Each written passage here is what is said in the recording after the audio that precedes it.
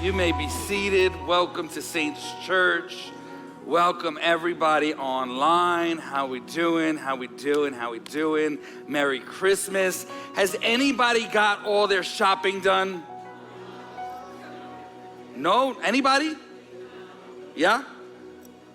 Okay, in the back I see you. Anybody else? So, I have 3 daughters, 23, 20, and 18. My 23-year-old's up here. And before, like when Christmas, you know, like we'd decorate the tree, and then they would write, like with a crayon, right? And they'd write their Santa list, and they, you know, write a red truck, no, I don't know, red doll. I like, wish I had a boy, right? No, I don't. A red doll or whatever, like, and they'd write like, you know, in crayon, they'd write like 4 or 5 things. Now, I have a Excel spreadsheet, and it has the item, the size, how much it costs. I'm not kidding. The website, you just really have to click. And it's a trick, because once you click, it just purchases it. You don't even get to see it. It just, thanks for shopping. And you're like, wait, I just wanted to see what it. So, I'm all done. I finished my Christmas shopping already. Hey, how about this set? We got this Wednesday, this Friday, this Sunday. We got our Christmas production. We're excited. Invite somebody, bring somebody, believe it's gonna change their life. But man, I was looking at the set and I was like, it makes me think of something. And I've been wanting to do it. So I'm gonna do it, okay? You ready? Okay. Chris, help me, Chris. Inward. It's a beautiful day in the neighborhood. Beautiful day in the neighborhood. Won't you be mine? No? I sit there, I'm like, all right. Did I close it? I'm sorry. Won't you be mine? All right, ready? I want to talk to you from a thought called Born for This. Born for This. Born for This. Born for This. A few years back, this is my middle daughter, Angelique. She's now 20, so this is probably a decade ago. She said to me, Dad, she had just gone on a missions trip. I forget where we went, but she went on a missions trip, and she was lit up, and she was like on fire. She was like, I want to go on more missions trips. And she's like, Dad, can I just want to go on more missions trip. And I was like, man, Angelica, I love that you say that. I want you to go on more missions trip. Like, that's really, she's like, yeah, Dad, I love what you do, and like, you're so cool and good looking. And no, she didn't say that. She didn't say that. I heard that, but she didn't say that. She was like, Dad, I love what you do, and I love helping people. And then she was like, you know, like, how do you choose what country to go to, and who can go and who shouldn't go, or how much is the price, or where we're supposed to help, and when we get on the ground, what projects do we do, where do we do? She's asking all these questions. I'm like, whoa, like, why are you asking all these questions? And she said, so that I can take over when I turn 18. I don't know why you're laughing, because she's trying to get me out of a job, like, unemployed. But she said, so that I can take over when I turn 18. So that, she said, so that. She said, so that in any sentence always indicates purpose. It always indicates this is like, what's the point? Why did you do that? So that. I went to the restaurant so that I could eat. I took a picture of my food so that everybody could see what I was eating, as if anyone cares. I made 19 New Year's resolutions so that I have the chance of finishing one of those. I go to the gym so that my belly doesn't jiggle when I brush my teeth. That's disgusting, but can I get a witness?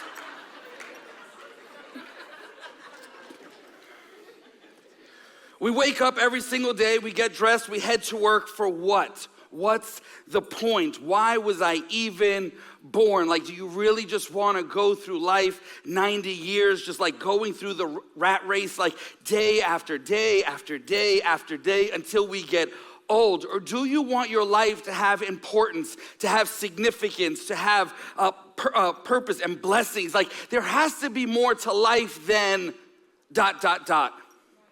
There has to be more to church than ... I don't want to come to church Sunday after Sunday just to get a good feeling and go home and sit in the pew and like never do anything and never go beyond ... I don't want to go through another week just floating in the wind. I'm tired of normalness. I'm tired of average. I'm tired of just like the complacency. I'm tired of coasting. What's my so that? And once we figure out our so that, then that will drive everything else. And no matter what happens, no matter the results, you will keep pressing forward and do it with joy. See, most people know what they do. Some people know how they do it. But most people don't know why they do what they do. You could say, if you were in business, you could say, I'm in business because I want to make a profit. And I would say, no, that's a result. That's not your so that. The result should never motivate you. The result should never drive you, because if your result motivates you, then when your expected result doesn't happen, then you'll just stop. Your results will change, your how will change, but your so that will never change. The so that is your purpose, your cause, your calling, your belief. That's what should drive you, and that will never stop. And whenever we're faced with what should I do in this situation, we should always answer it with our so that. So, what's my so that? Why am I here? Why was I born? Do I even have a purpose? Imagine one universe, 9 planets, 204 plus countries, 809 islands, 7 seas. Out of all the years and all the decades and all the centuries, God could have picked whatever other time in history for you and I to be born, but he chose this exact moment, this time, this place for a very specific reason, because each and every single one of us has a so that, and it needs to be lived out right now. Remember Esther? Pretty young Jewish girl who's chosen to be queen to a Persian king. The king sees Esther and is like, hey girl, let me holla at you. They get married, and now she moves into the palace and she gets a queen-size bed. Get it? Gets all her facials and skin treatments and manis-pedis for free at the highest levels. She gets the baths with the exotic rose petals, and she gets the massages on the hour, living like a queen. Started from the bottom, now we here. But then someone gets wind of a plan to kill all the Jews, her family, her friends, her people. And this person goes up to Esther and says, Esther, maybe, just maybe, this whole thing that's happened to you, maybe this situation that you actually got placed in, maybe, just maybe, this isn't about you. Maybe, just maybe, what's going on actually has a bigger purpose and bigger significance. Maybe, just maybe, you weren't put here to keep up with the Kardashians or be Real Housewife of Persia. Like maybe, just maybe, you were put here for a very specific purpose and reason and there was a God plan behind all of this. Maybe, just maybe, you're supposed to use this time and this position and this placement to save God's people. Something so much bigger than you. When we die, our tombstone says a few things, right? And there's 2 dates on the tombstone, the day you were and the day you. And in the middle of those 2 dates, there's a dash. Little dash, little dash. Our whole life boils down to a dash.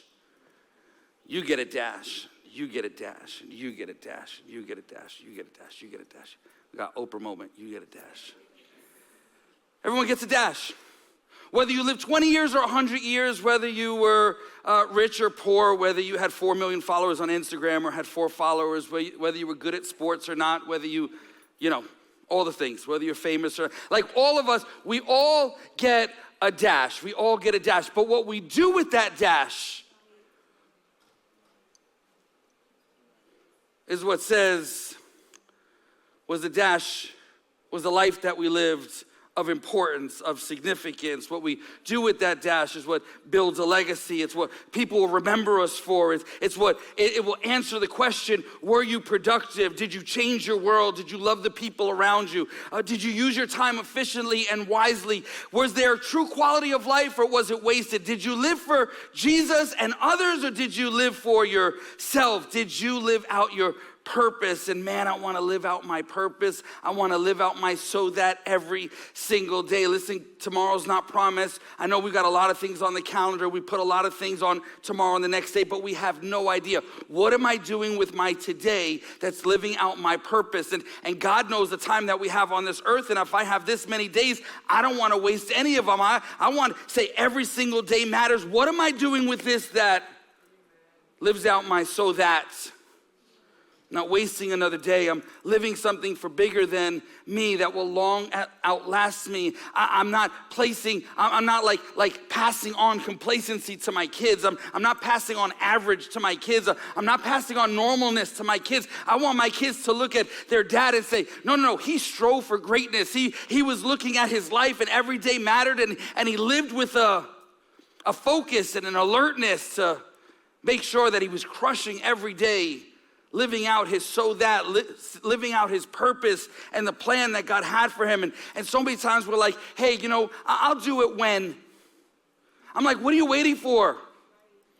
We say, maybe next year when we read the Bible together, we go through from cover to cover, maybe then I'll serve. Or maybe when I have a title, or when I have this, or when I have that, or when I get to this status, maybe then I'll serve, or I'll give, or I'll do this and that. I'm like, what are you waiting for? And somebody else could say, I have a regular job, but you work for the church, so it's different. And I'm like, man, what I've been doing for 27 plus years, mainly in the humanitarian field, when I lived in Peru, we'd install wells and we did all these things. My so that is very different than what I do for a job. I love what I get to do. I love doing Feed Somebody Wednesdays. I love our mission trips. I love that we get to build houses and do medical campaigns and feeding programs. But my so that is not so some kid could have a full belly once in a while. My so that is so that I could be a bright, shining like star pointing to Jesus, a sign pointing to Jesus, making sure everybody knows who is Jesus. That's my so that. My so that is different than what I do for a job, different than what I do as a dad, different than what I do. And in all those things, I'm still trying to make sure everything points to Jesus. You could be a secretary, a doctor, a lawyer. Everything still should be pointing to Jesus. Every single one of us is a sign pointing to Jesus. You ever go on a highway and you're looking for food, right? What do? You look up. You look for the tall sign on the highway, whether it's McDonald's or Cracker Barrel or, right, whatever your favorite thing is. You look at that sign, say, that's the way to go. You drive, you get off the highway, you drive to the sign, you're following the sign. But you don't park at the sign and sit there. You get out and you go in the restaurant. The sign's pointing to the restaurant. The sign's pointing, saying, hey, in there is where you're going to get fed. I want to be a sign pointing to Jesus. It has nothing to do with me. It's not about me. I just want to be a sign pointing, hey, if you want to get fed, if you want to get healed, if you want to get free, if you want to, whatever you need, that's the way to do it. So let's be signs pointing to Jesus. That's our so that. That's our purpose. That's our reason for being on our earth, on this earth. Our so that is so someone else meets Jesus. I don't do things because I think it gets me likes from God. Our serving, our time, our extra, our giving doesn't help us get into heaven. Our serving, our time, our giving, our extra actually helps someone else get into heaven. I love what the guys did here building the set, or whoever the team is, and Katie and the team doing all the decorations and all the actors and the tech team that have put in so many hours to get this production ready for this week. I love that. That doesn't help them get into heaven. That's going to help somebody else get into heaven. Our so that is so someone else meets Jesus.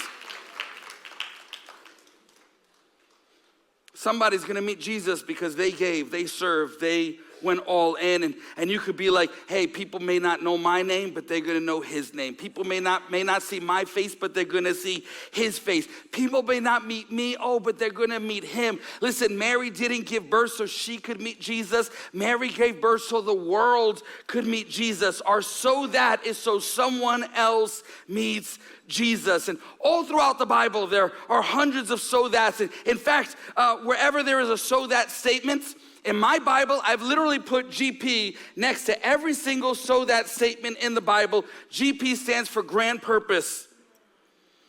God always has a so that when he speaks. He doesn't waste words. He doesn't waste breath. He doesn't waste time. There's always a point to the point. There's always a reason, a plan, a purpose, a destination. There's always a so that.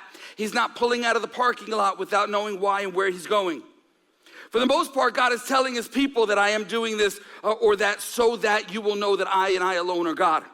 So that you can worship me, so that I can receive all the glory, so that you might be saved. Listen, a couple of them. Exodus 7:16, let my people go, so that they may worship me. Isaiah 45:5-6, I equip you, so that people may know that there is none besides me. I am the Lord and there is no other. John 16:33, I have told you these things, so that in me you may have peace. John 15:11, I have told you this so that you may have, so my joy may be in you and that your joy may be complete. Matthew 5:16, in the same way, let your light shine before others, so that they may see your good deeds and glorify your Father in heaven.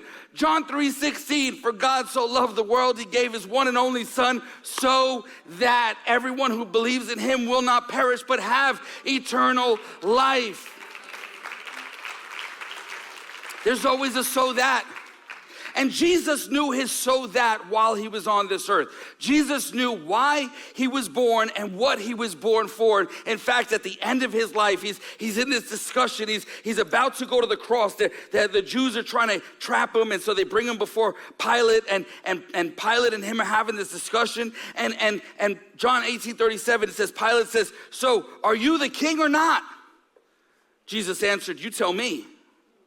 Because I am king, I was born and entered the world so that I could witness to the truth. Pilate is asking him for clarification and identification of who he was. And Jesus is like, yeah, that's who I was. That's who I am. And this is why I was born. I was born for this. I was born so that even standing in front of the person that was about to okay his excruciating execution and asking him these questions, he could have got out of it by saying whatever else. But he knew he was born for this moment, that whatever 33 years ago before that, the day he was born, it was all leading up to this moment because there was a purpose for his life. There was a plan. There was a destination. He was born for this moment, for this purpose, and no situation, no uncomfortableness, no bump in the road, no unexpected happenstance was going to stop him. And even before this event took place, he's out in the garden and he's talking, he's predicting about what's going to happen, and he's talking about him going to the cross. And he says in John 12:27, he says, now my soul is troubled, and what shall I say? Father, save me from this hour?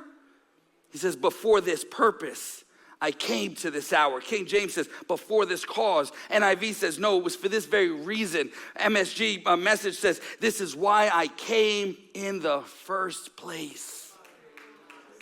This is why I was born. I was born for this. I love Christmas.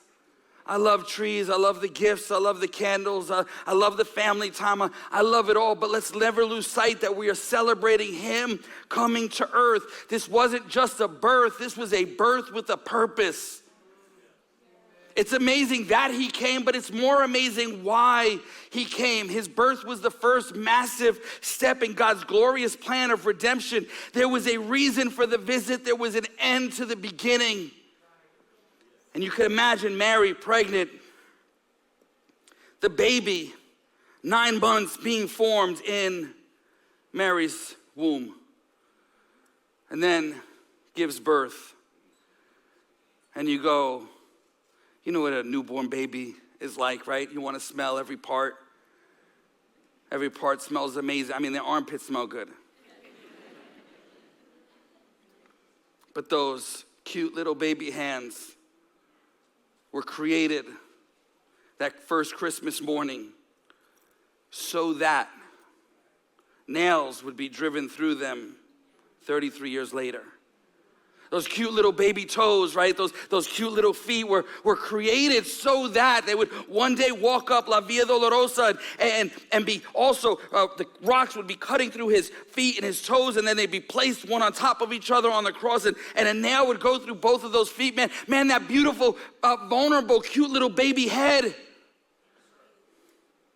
was created so that one day these men would be mocking him and making fun of him and put a crown of thorns on his head and press down, and the blood would be dripping. Oh, that cute little baby, a body that was wrapped in swaddling clothes was created so that one day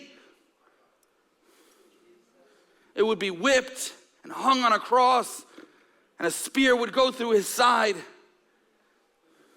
He was born for this. Jesus was born with a purpose, which was the greatest victory over evil anyone has ever accomplished in all of history on this earth and beyond.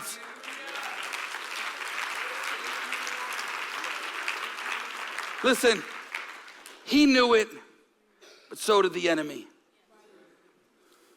We talk about Christmas, silent night, a holy night, peace and joy, quiet little town of Bethlehem, cute little baby, young mom, Mary had a little lamb. John tells us in the book of Revelation that there was a 7-headed, 10-horned red dragon waiting outside the manger, ready to kill baby Jesus as soon as Mary gave birth. You never see that on the front of a Christmas card. Silent night, violent night. See, earth was oblivious to the significance of a simple birth in this little town, but heaven wasn't, and neither was hell. This was a declaration of war. This was a king coming to where his people were and fighting with everything he had for the freedom of them. This baby boy's birth offered deliverance for all of the human race forever and ever and ever, and the enemy knew it. And that's why the enemy didn't stop there. He gets Herod, who happened to be the current king of Judea at the time. And there's these 3 kings that were about to go visit Jesus because they heard the prophecy and they heard about this new baby king being born. And Herod, of course, hears about the same prophecy, and he hears that these kings are about to go visit this Jesus. And so he goes to the kings and he says, hey guys, I want to worship him too. And so if you find him, please let me know where he is so that I can go worship him. He wasn't trying to go worship him. He wanted to kill him. That doesn't work. The king's taking another way home. Never tell Herod. So now Herod doesn't know where baby Jesus is. So what does he do just to be sure? He literally sets a mandate to kill every single baby under the age of 2, trying to get rid of this threat.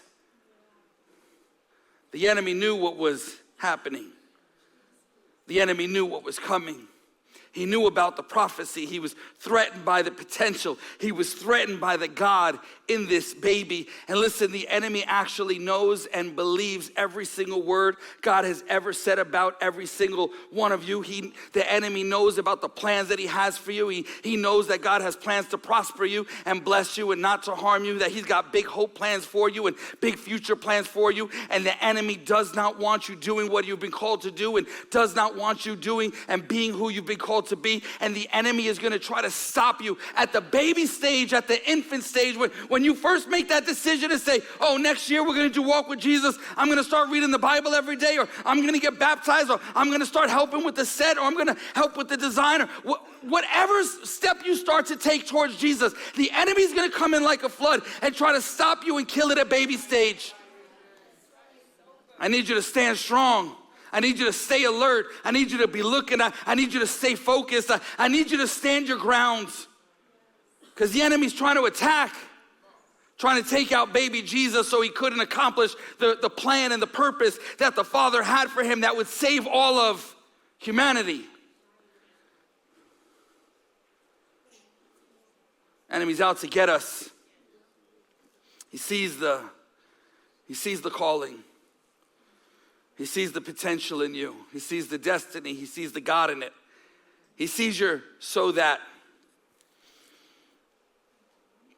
That's why Jesus wasn't playing no games. Jesus came to fight at all costs, whatever the pain, the discomfort, the suffering, the anguish, the inconvenience, the misery, the cost, the price, the offering. It was God's will, nothing more, nothing less, come what may. And Jesus was all in. He wasn't holding back. He wasn't shortchanging anything. He came with a purpose. He came with a so that. He came to die. He came to love. He came to serve. He came to set the captives free. He came to save us. He gave his life so that everyone who believes in him will not perish but have eternal life.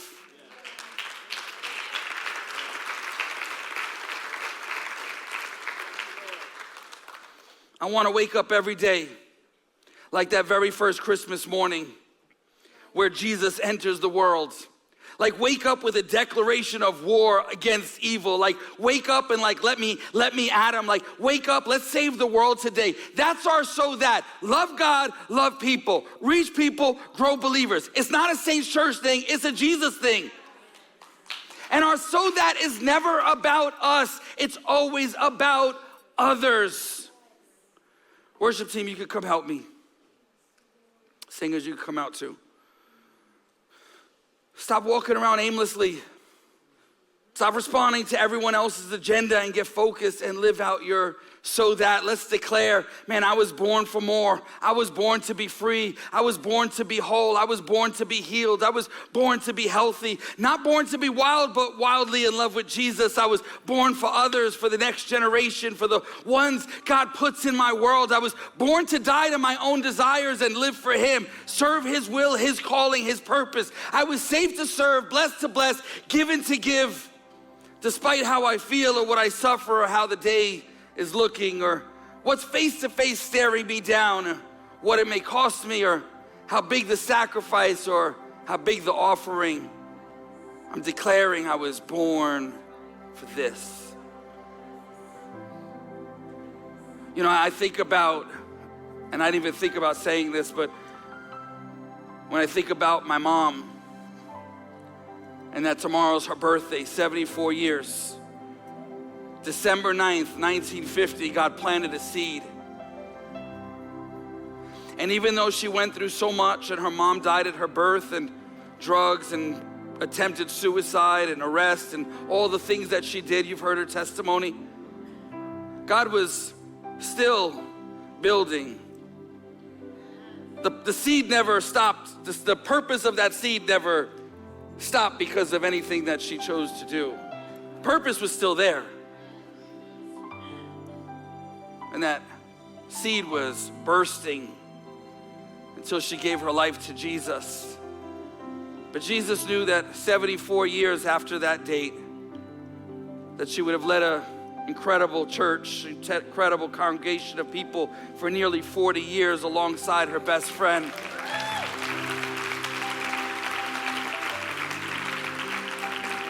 I want you to think about your birthday. What's your birthday? What's your birthday?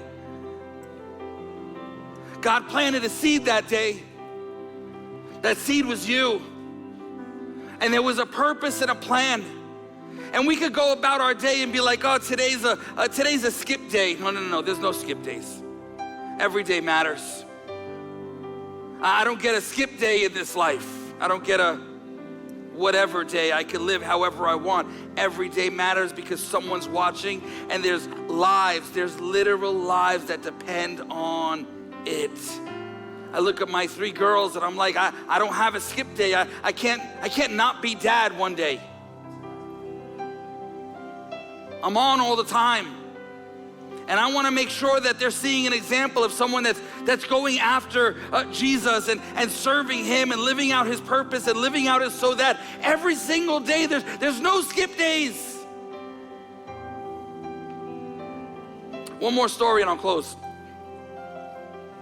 Because a lot of times we go, yeah, I want to make a move towards God, or I want to step out and I want to gain some ground here. I want to serve the Lord with everything I got. But man, there's this thing in my way, and there's this thing that's just been stopping me, and I don't know how to.